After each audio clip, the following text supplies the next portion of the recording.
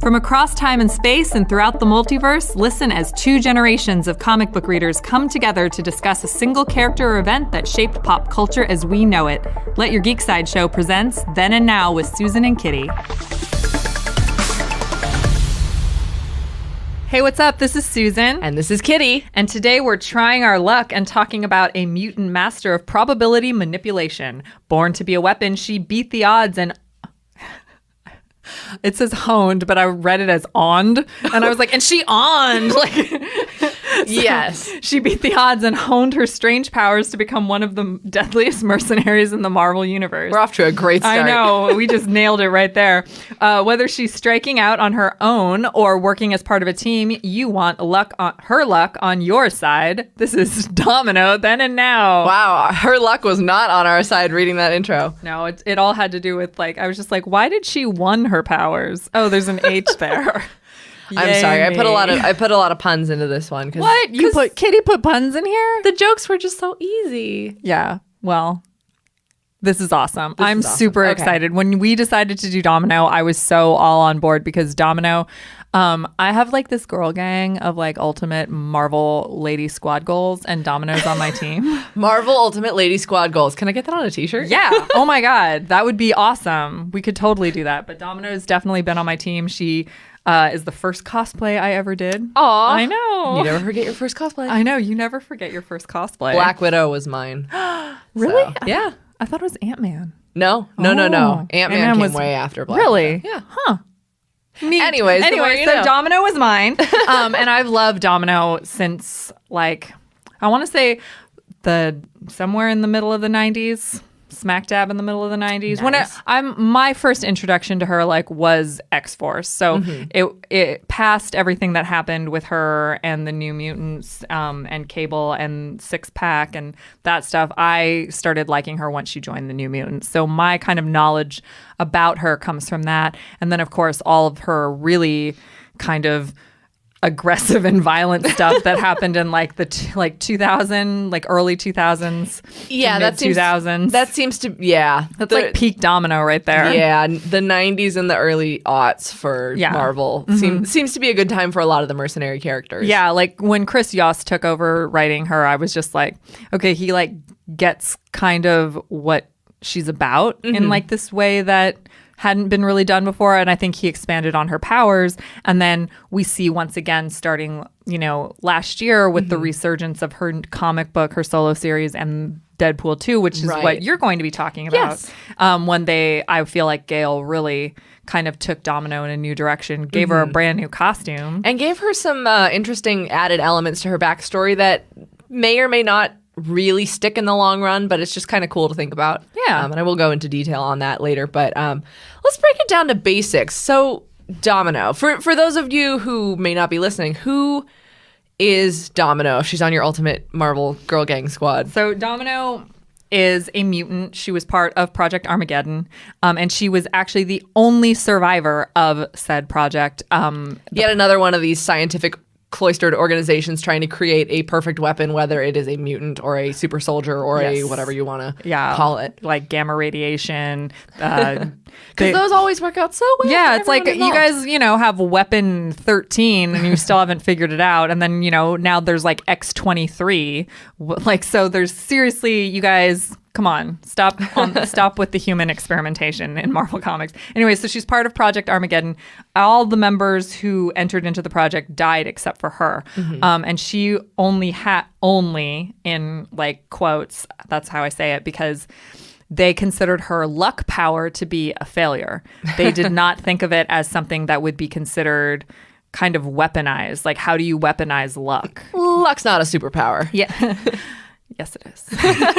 That was one of my favorite things about Zazie Beetz is she was just yes, it is. And she was so cute playing Domino. Yeah. Oh my God. Oh my gosh. In she Deadpool brought that too. Lovability to Domino that I've always felt, because I know some people who think she's too harsh. And I'm she's not harsh. She's badass and funny. Very, very witty. I mean, she's so funny, especially in the most recent media for her with the Gail Simone Domino series, and then and Deadpool too.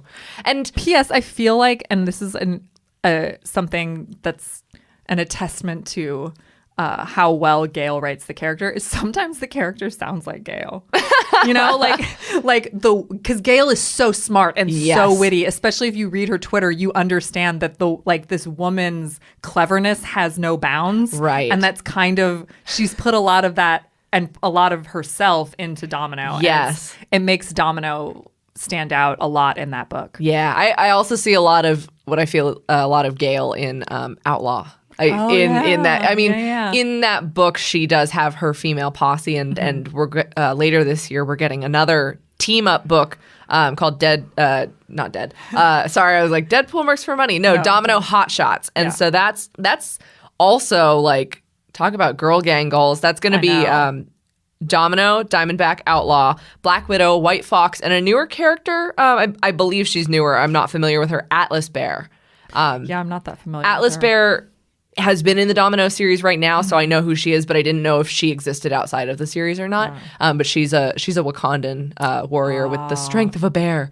That's amazing. Yeah, so Domino's a cool character because she can stand out on her own, but she does seem to pair well with others in these cool team ups. She does play well with others. One thing before we move on, we should touch on her actual powers, just back to basics. Are, and again, thank you, Gale, for this, subconscious telekinetic probability manipulation. So it comes down to she has to be actively involved in whatever the scenario is. Like if she just stands in the middle of an earthquake, everything will still fall on her and hit her. However, if she is actively trying to save people and save herself, she can get them out of that building. Yeah, it's kind of like you can't win the lotto if you don't buy a ticket, but if you do buy a ticket, there's a chance you'll win. And so she has that chance. Yeah, I love that element that it's like she has to be an active participant, and so she has to put herself into dangerous scenarios and hope that her powers will find a way to work something out. Mm-hmm. And that was actually so something kind of interesting-esque about the first time Domino appeared in comics is the first time she appeared was not actually her. It was Copycat pretending to be her because that's... Copycat's name in the comics is the same as the girlfriend in the movies, right? Like Vanessa something? Yes, it is. Okay. Though I've been told by my Deadpool-loving boyfriend that it is not the same character. Right. I would assume they weren't, but it's a cool nod. That it is a very cool nod, and Vanessa's amazing in the movies, so like whatever, I don't care. But something interesting about Domino, because she was introduced as essentially a copy of herself, there was a struggle kind of in the mid-90s for her to reach out and have her own autonomy. So one of the reasons she joins the X-Force in the first place is because she wants those mutants to get to know her. They've only ever known Copycat pretending to be her, and they haven't actually known her. And so that's kind of an interesting reason to join a team instead of going off on your own. Yeah. And that kind of to me is like what Domino's about. She is always kind of actively trying to put herself out there. And that's not just in terms of her superpower and her like marksmanship and her fighting abilities. It's also emotionally, and it gets her into trouble the same way it gets anybody into trouble who does that. Like she has had an on-again, off-again relationship with Cable since the very beginning. And she realizes when they decide to go on a real date that a lot of his memories of her aren't actually her. Isn't that a real kick in the teeth? And so she's like, great, so you like this girl who was pretending to be me. You like the idea of me. But yeah. And it's something that I think is really cool, and why I've always loved Domino is because her putting herself into those situations never is exclusive to one way. It's always she has the open heart, the open mind, and she just runs at the problem head on because that's how she has to do it. Yeah, because she has to be an active participant to influence anything. So I like how you said that's why she like rejoins the team, because she has to be an active participant in order to influence any change and tip the scales in her favor, even with people, like her co-workers, if you will. I mean, co-killers. I don't know. I mean, the X-Force weren't killers. Okay, but they are the more militant mutant and group. they walk that line of like they're definitely the gray area mutants. Yeah. Yeah, things aren't so black and white with Nina Thurman. Oh my god. But sorry, I just feel like I know. Yeah. So one thing I know is on your list to talk about is Zazie Beetz. Zazie Beetz, yes. Oh my goodness, what a delight. What a delight. So okay. Comic books, comic artists are phenomenal, and there's definitely a certain finesse and art to showing those moments captured on the panel of like, okay, she's ducking that bullet that she shouldn't have or something. Yeah. But her power is really quite cinematic, and it's a shame, actually. I feel like they underutilized, maybe not to cheapen the novelty of the first time on screen, but like her power is so cinematic. Mm-hmm. So all the sequences with Domino and Deadpool 2 are just like really satisfying to watch because you're like, oh my God, like how is it going to work? And in the film, like you do see a lot. For me, it's the difference between the comic panel where it's like it's frozen time and you know that she's going to duck or dodge or whatever. But the way that they did it in the film where she's running through that whole set of traffic and all the things are falling down on top of her, or the fight in the orphanage. I love that when she's like, oh, this is why I'm here. And to me, that's very classic Domino where she just like I keep saying, she just ran into the situation. She's like, no, I feel like I'm supposed to join this team, so I'm going to join this team. Oh, yeah, this all makes sense now. Yeah, she has to go with the flow of any situation. Yeah. It's part of her power. And so tying that in also to the recent Domino comics, there's this one of the core themes of the first arc of the series is really that because she has to run in sort of blindly into these situations and never is exactly sure like how the probability is going to be affected. Like she really has to have this kind of blind trust of her powers. Oh, and and it's actually gotten her into trouble in past comics where she's gotten hurt and it's made people like question her power. And because she was introduced as a copy, like, wait, is this actually her? And the thing is that that's really sad for her because Domino's so trusting. And it's part of her whole persona is to blindly trust. And she's trusting, but she also does have that beautiful confidence that her character does display in those moments of like, completely. I'm pretty sure this is going to work. Yeah, totally. So it's really interesting to me always to think about Domino as that character that has to trust, but at the same time, a lot of people don't trust her. Yeah. Oh my God. Yeah. Because you can't ever be sure that what she says is like, oh, this is going to be fine. This is going to be a great idea. Right. Like, you can't see that. Right. And any type of logical character won't see that. Right. So she doesn't pair well with characters who can't see things like that happen. Like I think one of the major examples was the Code Red, where she saw the identity of Red Hulk and she knew Red Hulk's true identity, and then like Doc Samson instantly like can't believe that she would ever keep that secret, and therefore sends a whole bunch of mercenaries and assassins after her, and the end result of that winds up being that she just has a conversation with the people trying to kill her. And it's so crazy because it's like she just talks to Doc Samson. They realize different things about each other and realize that they're each keeping other secrets and kind of like walk away with this like mutual trust. Mm-hmm. But she had it from the beginning and he did not. So that's why she doesn't necessarily pair well with characters like that. But with characters like Cable, who can time travel and jump and like do all these things that are completely mind-blowing and impossible, she pairs really well with a character like that, or a character like Outlaw. Yeah. Yeah. Oh my goodness. I love her dynamic with Outlaw and with Diamondback in the Gail Simone series. They are such a phenomenal little girl gang, and it is really cool. I really do like...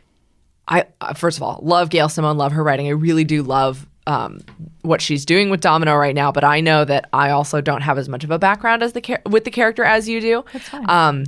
So there were interesting elements introduced in the. I wish I could remember what the arc title was called, but it's just whatever the 2000 17, 18 Domino series is they introduced a lot of elements, kind of retconny stuff into her background, including the introduction of a character as a part of Project Armageddon named Prototype.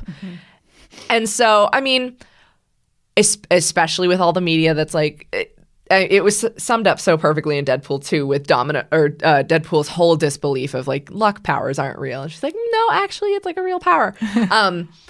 A lot of these comic book stories, I find they want to find like an explanation. Like we've had like the Donny Cates has his whole explanation of the god of symbiotes. Like there's a whole rich backstory there.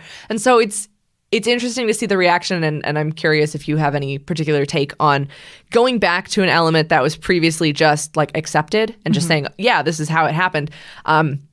We learned in that series, a little spoiler alert, that Prototype was another survivor of Project Armageddon who doesn't survive much longer after we find out who he is. But he was the mutant, basically like science, like what goes up must come down.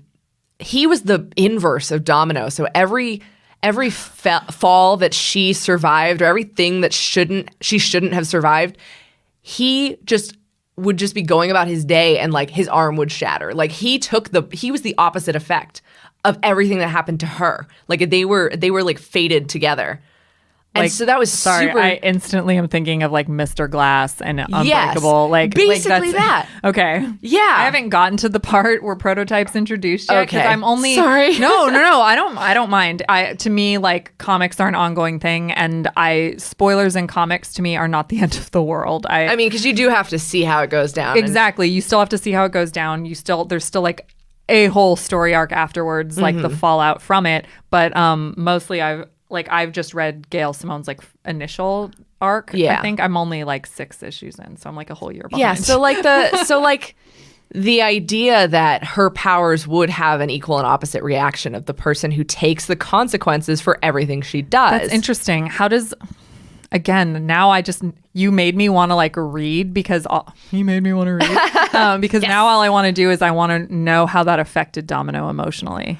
Oh, that definitely gets explored, and it's really cool. And because as someone who David Baldion's art is amazing and expressive, and as a character who is so open and so vulnerable in so many ways, that can't have been easy on her to know that there were consequences. Like, you know, when you think of being lucky, you think of just being lucky. You don't think about it's like when you don't think of the person who's the unluckiest schmuck in the world. Or to me, it's like, you know, when you win the lottery, you don't think about paying the taxes. Like, right. You know? Right. And so that'd be like Domino wins the lottery, but it all comes out of this one guy's paycheck. Yeah, like, exactly. So so it was a really fascinating addition, and I don't know how, because it is mostly a self-contained arc, but it's really cool to think about, especially because she comes into contact with yet another mutant who can affect the strength of mutants' powers. So Topaz is the woman's name, Cynthia Rossini. She uses her power to help Prototype because she can dim the severity of his power. His power is literally to be just destroyed by Domino. A punching bag. That's cool. But she can affect Domino's powers as well by turning off the luck or turning it up so high, turning up that subconscious manipulation so high that it just physically affects Domino. So it's an interesting exploration of consequences for the character that I would love to see more of. Yeah, absolutely. Me too. But yeah, I guess when you think largely of like she has luck powers, you think of like, well, gosh, that's lucky. Like you gosh, don't think, that's awesome. I would love to have luck powers. Yeah, and another cool thing that they gave a backstory to was the dot on her eye. The tattoo? The tattoo. Yeah, like the guy was like, he's like, I want her to, every time she looks at herself, I want her to know like that she is like this ugly thing that has these like terrifying powers. But like, because like other members of the project were tattooed in other ways. But it's like, he's like, because she was the survivor. And she messed with so many people. And he's like, I want that on her face. So every time she looks at herself, she'll remember. That's awful. It's awful. It's a really cool, like, surprisingly emotional gut punch to a character who you do just think of not as fun and fancy free, but the powers are so like, like you could go so many ways. Well, I mean, speaking of like fun and fancy free, she does go that way in a lot of like, because comic books aren't all like you know, They're not all 90s gritty. Everyone's wearing pouches. I was going to say they're not all serious storylines. And Right. Yeah.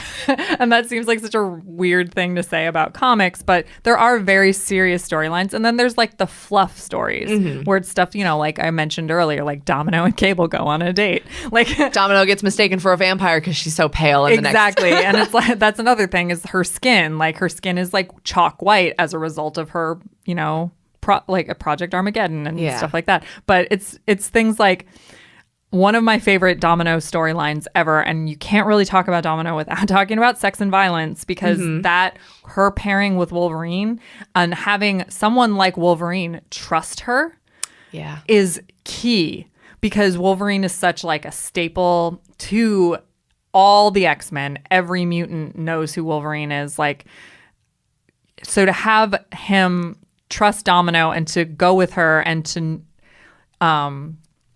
just be on her side throughout this whole situation that's happening. And I don't want to tell you guys what it is, because I actually am going to recommend that you read it at the end of this podcast. Ooh. So to have someone like him, it was such a great crossover of like the floofy, like, actually, I'm kind of going to make you fall in love with me a little bit, because Wolverine admits that he's always kind of had a thing for her. And she's like, oh, really? So there's like a really good mix of fun flirtation and also like really serious issues that Domino's trying to solve. Yeah. So I do like this idea. And I guess having mostly just interacted with the character through Deadpool 2 and the recent Domino stuff, I just... The idea of trust with her character and trusting her powers, trusting herself. Do other people trust her? And I just keep going back to the visual that she's gorgeous and she's badass, but just that striking visual of her face with the tattoo and then the chalk white skin. Like, so much of what she is seems black and white, but it really kind of isn't. Right. I just think that's really cool. And I would love to have her on my Marvel. I wish I could remember what you said. Marvel Ultimate Girl Squad Gang. Squad goals, yes. Yeah. Marvel Girl Gang Squad goals. Or something like that. We'll work on that. Yeah. But seriously. Hit us up, Marvel. No, seriously. Domino, for that reason, like, you always think of characters in comics as being like there's like the badass trained fighters trained like with weaponry. There's so many trained characters, and then there's the characters that it comes naturally to. Yeah. And then there's the characters in that gray zone that walk the line who probably deserve their powers the most. People like Cap, who was always a fighter but didn't have the means to be that way, so he was given a gift. And I almost think of Domino, while I don't want to get pinned into like comparing them to the same thing, but Domino definitely, she survived something. She's a fighter. She has all these things about her that should be considered lucky. And yet somehow there's a consequence to the luck. Yeah, like you're the sole survivor. You're lucky you're alive, but also you came from this horrible... You came from a horrible thing, and you have to walk around with that like scarring that like for the rest of your life because of that. So is this lucky? Yeah. So then what is lucky?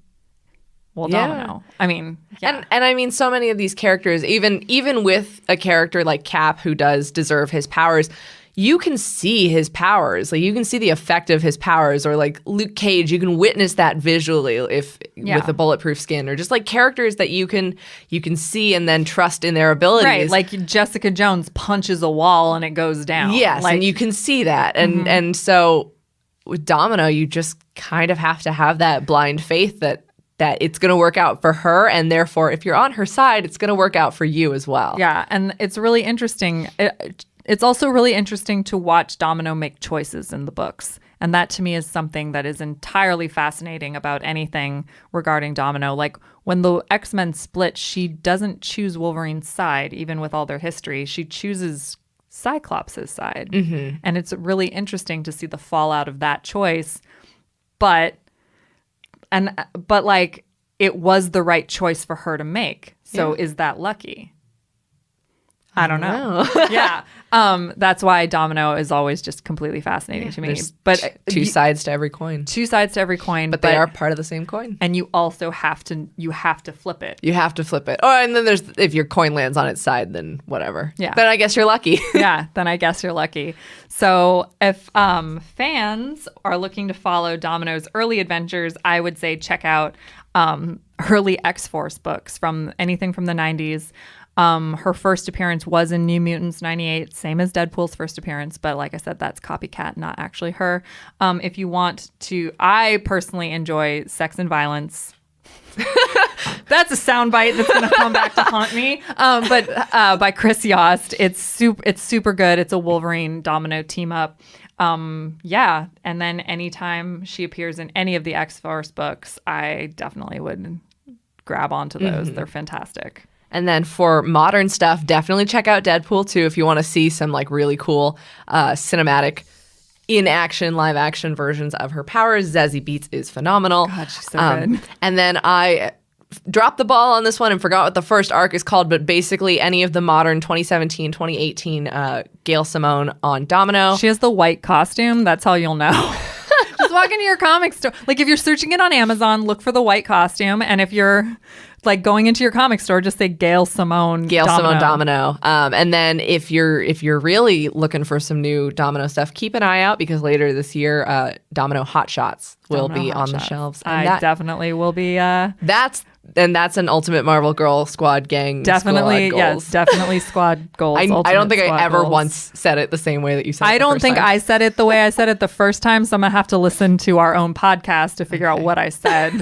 Perfect. We'll play the tape back. Awesome. Let's play back the tape. Whether she's down on her luck or beating the odds, Domino never gives up the fight. While her relationship with her powers isn't always black and white, she always tips the scales in her favor, making her an invaluable asset on any team of heroes, mercenaries, or mutants in general.